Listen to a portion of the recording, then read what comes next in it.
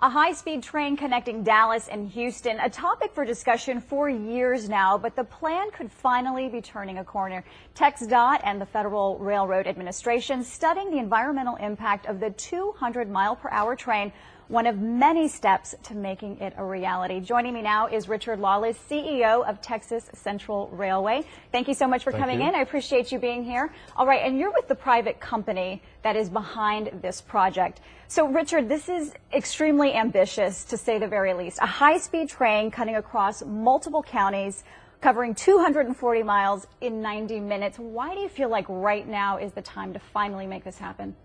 I think the time, the technology, the opportunity, Texas's economic development, everything is, the moment is right for us. It's all come together at a beautiful point in time where we could deploy this technology. And this is part of a bigger picture. My understanding is that there are other high-speed trains that are being talked about, one very much in the early stages between Dallas and Fort Worth with a stop in Arlington. Tell me more about the big picture.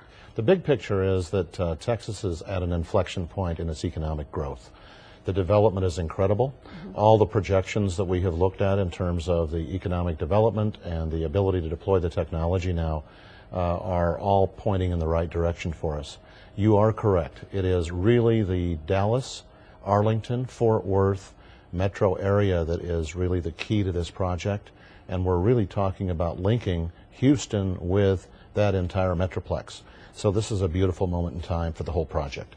But also it's about predictability, because what people want in their travel is the certainty of being able to get there in comfort and on time. So I think more than speed, it's predictability. So a couple of decades ago, there was a similar project that never got off the ground, in large part because Southwest Airlines lobbied against it. Is that still a concern, and what are some of the big hurdles that you have right now in 2014? I think that it's a minor concern, but I think that the dynamics of Texas gives us an opportunity for all of us to be active in this field. So I do not see any missed opportunities here, or I would say it's not a zero-sum game at this point. There is opportunity for everyone, and the incredible economic dynamics of Texas is what makes this possible. Tell me about the timeline. I know there's a lot of hurdles, a lot of ifs, but if you're able to cross them, what are you looking at? How soon could people ride these trains, and what might a ticket cost? Okay, good question. Good questions. Actually, our timeline is pretty conservative. Some would say it's aggressive, but we believe it can be accomplished, that we can be in operation by 2021, which would mean that we'd be constructing this system between 2017 and 2020.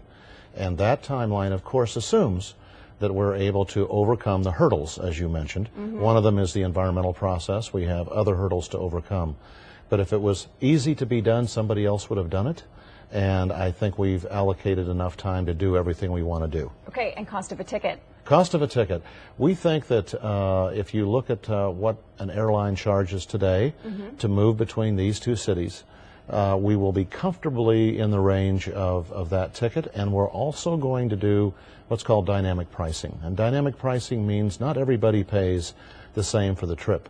If you are available to schedule it ahead of time, or you want to travel on the weekend, we think there'll be a lot of flexibility in the system, because indeed a high-speed train allows you to have a lot of flexibility in the system on ticket pricing. All right, well, it's certainly an interesting topic. I know a lot of people are just waiting to see what's going to happen, so we'll have to see how this whole thing plays out. Richard Lawless, thank you for coming in. Thank you, I appreciate it. Bye-bye.